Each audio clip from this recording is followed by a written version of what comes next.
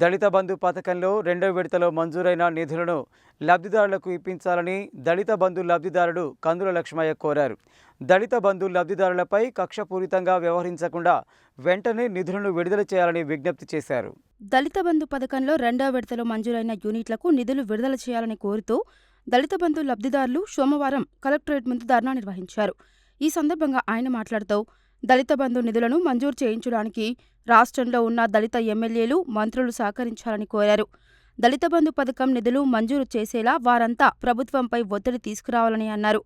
దళితులంతా పేదరికంలో ఉన్నారని, వారికి మంజూరైన దళిత బంధు పథకం యూనిట్లను వెంటనే గ్రౌండ్ చేయాలని, నల్గొండ జిల్లాలోని 1100 మంది లబ్ధిదారులకు నిధులు విడుదల చేసేలా రాష్ట్ర మంత్రి కోమటిరెడ్డి వెంకటరెడ్డి చొరవ చూపాలని కోరారు.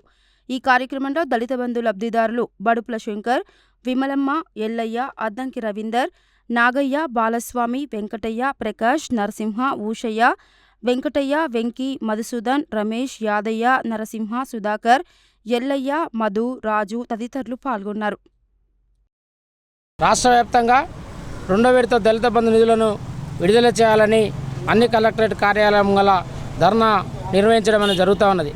ఎందుకనంటే ఎన్నికల ముందు మాకు రాష్ట్ర వ్యాప్తంగా ప్రతి కాన్స్టిట్యున్సీకి 1100 మందికి దళిత బంధు లబ్ధిదారులను ఎంపిక చేయడం జరిగింది.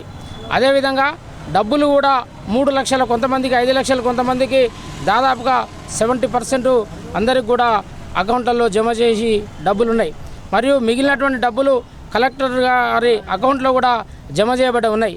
ఎన్నికల కోడ్ కారణంగా మాకు మరి గ్రౌండింగ్ చేయక, నిధులు విడుదల చేయక మేమందరం ఇబ్బంది పడుతున్నమాట మరి రాష్ట్ర ప్రభుత్వం గుర్తించాలని కోరుతా ఉన్నాం.